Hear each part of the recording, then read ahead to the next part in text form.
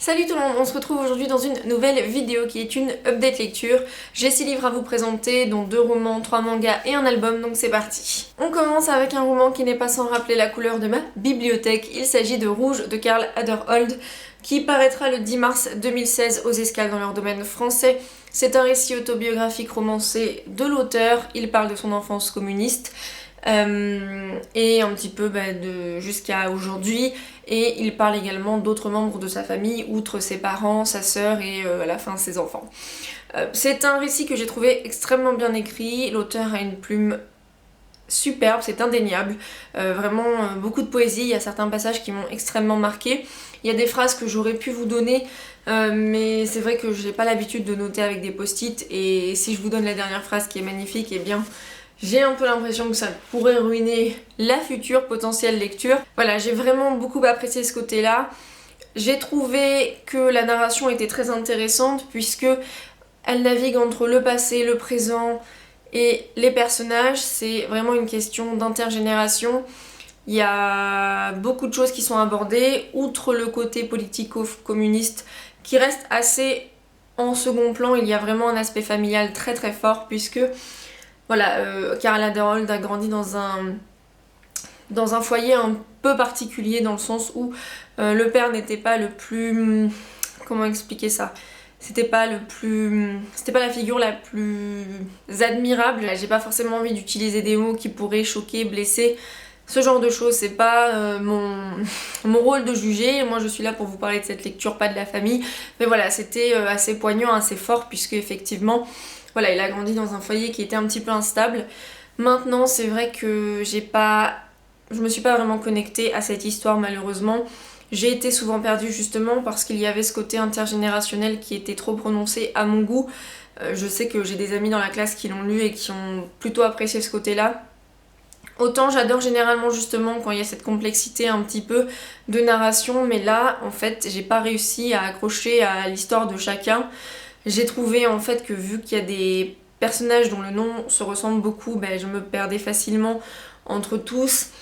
Et voilà, malgré tout, j'ai pas été captivée autant que je l'aurais voulu.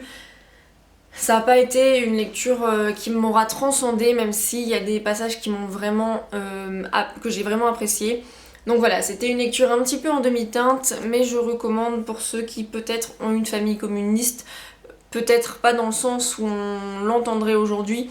Voilà, je vous conseille d'ailleurs de le lire si vous voulez un petit peu voir comment lui a réagi à plein de choses, comment sa famille a été éduquée dans cette idéologie communiste. On passe ensuite à All Lined Up de Cora Carmack, donc le premier tome de la série Rusk University, qui est une autre série à la trilogie Ceci Jolie Trouble, donc paru chez La Martinière G Fiction.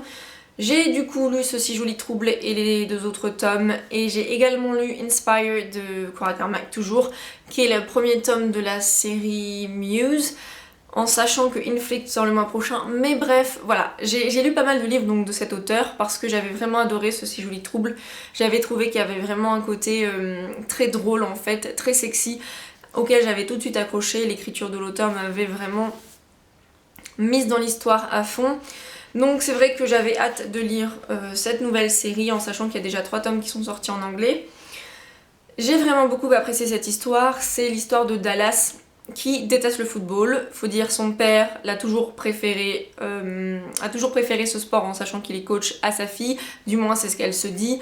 Son ex, qui est un gros connard, est le quarterback de l'équipe que son père entraînait et qu'il entraîne maintenant à l'université. Donc voilà, le football c'est pas tout ce truc. Et voilà, elle arrive à la fac, elle est obligée de suivre son père à Rusk University. Et elle se dit qu'elle va oublier ce côté avec son père et son ex, et elle va essayer de se motiver dans ce qu'elle sait faire, c'est-à-dire la danse. Et voilà, elle va passer du bon temps avec Stella, sa meilleure amie. Elle se dit qu'elle va vraiment éviter de penser à des choses négatives, et surtout qu'elle va se concentrer sur ce qu'elle doit faire de son avenir. Et puis arrive Carson McLean, qui est un jeune homme qui joue au football du coup, mais il n'est pas en position de quarterback au début. Voilà, il est là parce qu'il a besoin d'une bourse afin de continuer à rester à l'université, sinon il doit retourner au ranch de ses parents, vous voyez un petit peu, et il va rencontrer Dallas, et lui-même se dit qu'il ne doit pas perdre de vue ses objectifs. Évidemment, ils vont pas vraiment pouvoir rester loin de l'un de l'autre. C'était une lecture tout aussi sexy que Ce si joli trouble, c'était très sensuel. Voilà, des passages qui sont un petit peu chauds, on va dire, mais c'est pas non plus à mon sens de l'érotique, et c'est pas non plus à censurer, si vous voyez ce que je veux dire, même si bon, la censure, c'est pas... Vous voyez ce que je veux dire ou pas? Non, c'est pas grave. Je m'explique mal, mais on y reviendra. Voilà, c'était touchant, c'était pas mal d'émotions également. Les personnages étaient très sympathiques, moi j'ai beaucoup aimé Carson et Dallas. Maintenant, je dois dire que j'ai mis 4 sur 5 sur Goodreads en disant que je ne pouvais pas mettre en dessous parce que j'ai vraiment... Voilà, j'ai senti une connexion avec ce livre, j'ai pas pu m'arrêter, j'ai tourné les pages comme ça alors que j'étais à Londres et que j'avais bien d'autres choses à faire que lire, mais j'arrivais pas à m'arrêter. Donc voilà, c'est pas forcément toujours un gage de qualité le côté addictif, mais là c'est vrai qu'on avait envie de savoir ce qui se passait, on avait envie de savoir si les deux personnages allaient pouvoir venir à terme avec leurs propres doutes et leurs propres problèmes. Maintenant c'est vrai que c'est quand même un petit peu beaucoup cliché. Alors après je le sais en rentrant dans ce genre de livre, donc c'est pas forcément ce que je vais regarder en premier, mais cela dit, le côté que j'avais vraiment apprécié dans Ce si joli trouble, c'était le côté unique, vraiment ridicule et maladroit, assez drôle dans le bon sens du terme. Là, malgré tout, c'était quand même assez commun comme schéma et comme façon d'amener les choses finalement. Et puis j'ai trouvé que, voilà, malgré tout, Cora Carmack a peut-être fait l'erreur de pas du tout développer son intrigue par rapport à Carson, et ça c'est vraiment quelque chose qui m'a manqué. J'ai vraiment trouvé dommage qu'on n'en apprenne pas tant que sur lui par rapport à son background familial justement, puisqu'il dit voilà ne pas pouvoir s'offrir l'université. Alors c'est sûr, aux États-Unis ça coûte un bras, donc on peut se dire que c'est normal, mais voilà, j'aurais aimé en savoir un peu plus sur la famille de comment il s'appelle déjà, de Carson. Et voilà, j'ai vraiment trouvé qu'il y avait un petit manquement à certains passages, à certains détails. Donc en soi il vaudrait plus un 3, 3,5 sur 5, mais voilà, c'était quand même une superbe lecture. C'est très facile à lire en anglais si vous voulez tenter l'expérience. Moi je continuerai avec grand plaisir la série parce que je pense qu'il y aura d'autres très bonnes choses à venir.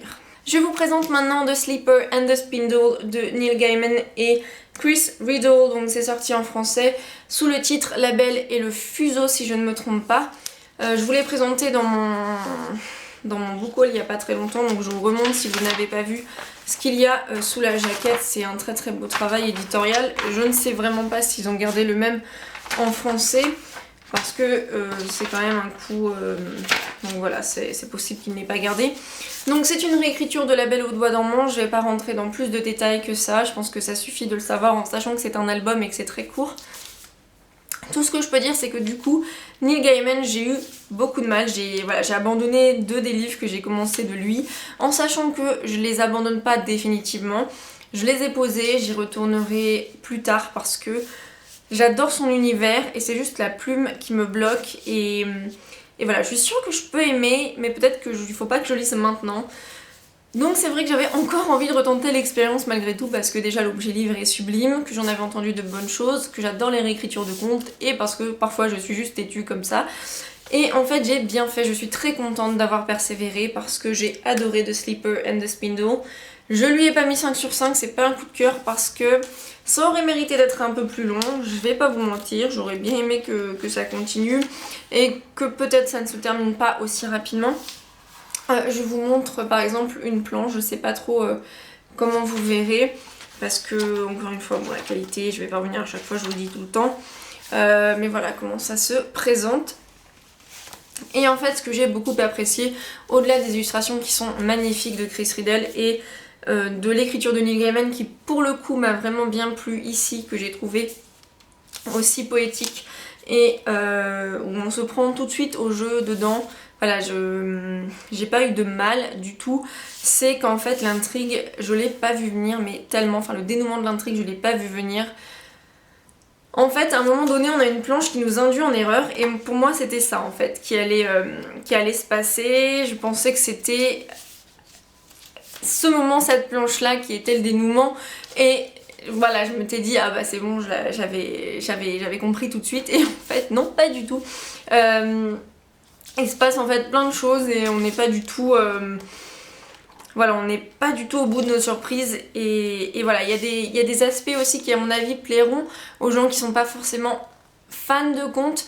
Voilà, il a un univers assez particulier et il met des choses d'autres littératures de genre qui pourront à mon avis plaire à bien des lecteurs. Donc voilà, c'était vraiment une belle lecture, je vous le recommande. Et peut-être que voilà, Neil Gaiman c'est que le début entre nous, n'est-ce pas? On passe à 3 mangas et le premier c'est Barakamon, donc le premier tome de Satsuki Yoshino. Alors vous m'excuserez mais en fait les prénoms mais je peux absolument pas les retenir, ce n'est pas possible. Déjà il faut que je retienne dans certains romans.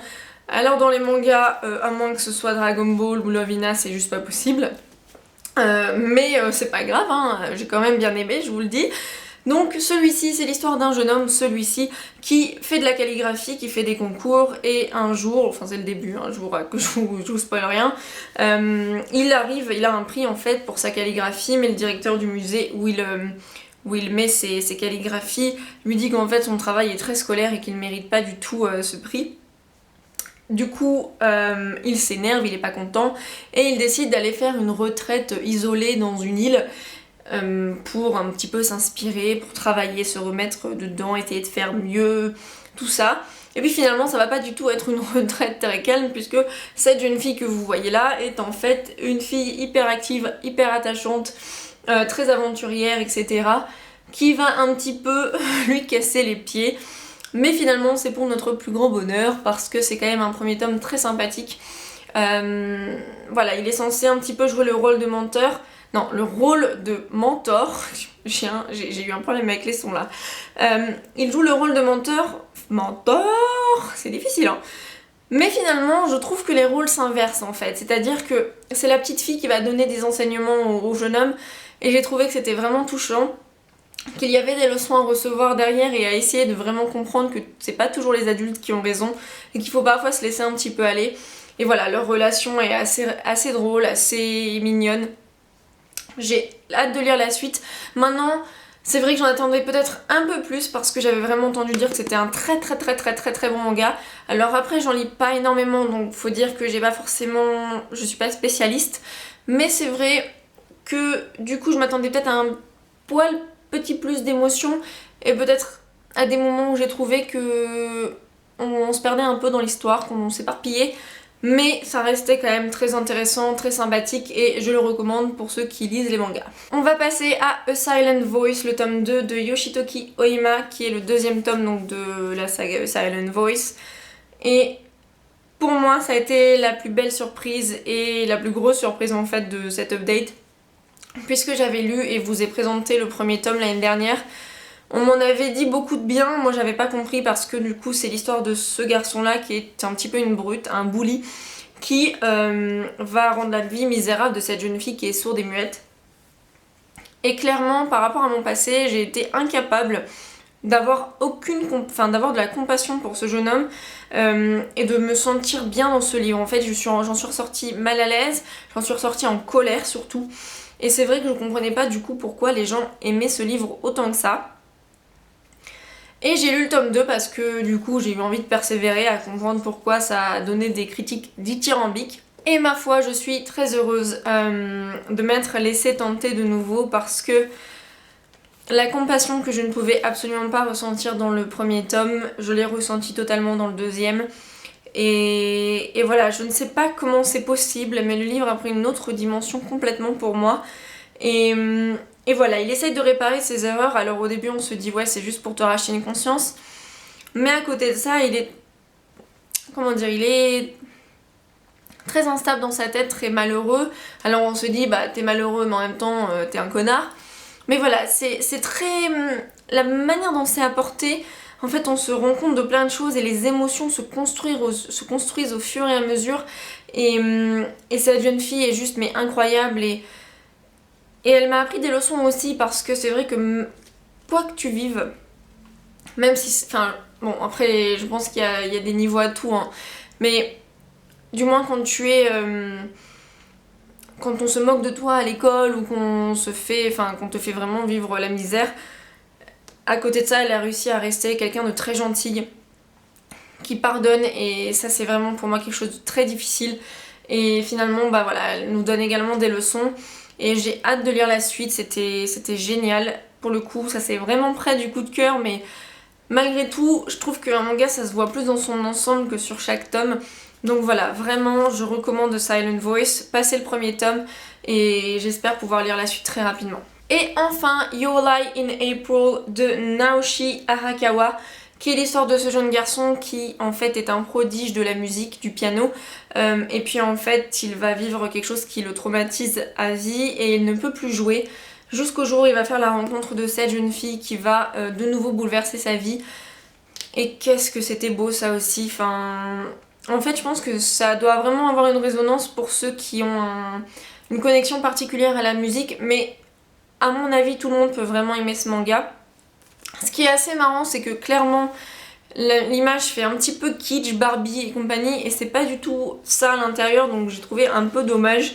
Je trouve que le packaging est pas hyper bien réalisé pour le coup, pas hyper approprié, le contenu est très poétique, il y a beaucoup de lyrisme, c'est tout en justesse, en délicatesse, voilà un petit peu comme pour Silent Voice le tome 2 et du coup j'ai passé vraiment un très bon moment de lecture. Après c'est vrai que pour les mangas, et c'est ça qui est un peu chiant, c'est que du coup c'est des longues séries la plupart du temps et que ça coûte quand même un peu cher pour le temps de lecture. Mais voilà, après il y a les dessins, tout ça, moi j'aime plutôt bien les styles des dessins que de ces mangas là que je vous ai présentés. Donc, et puis pour le coup ceux-là on me les a prêtés donc je n'ai rien à dire. Donc voilà, cette update lecture est maintenant terminée, j'espère qu'elle n'était pas trop longue et qu'elle vous a plu. N'hésitez pas à me dire si vous avez lu certains de ces livres, ce que vous en avez pensé ou si certains vous tentent. Et en attendant on se retrouve très vite dans la prochaine vidéo. Bye!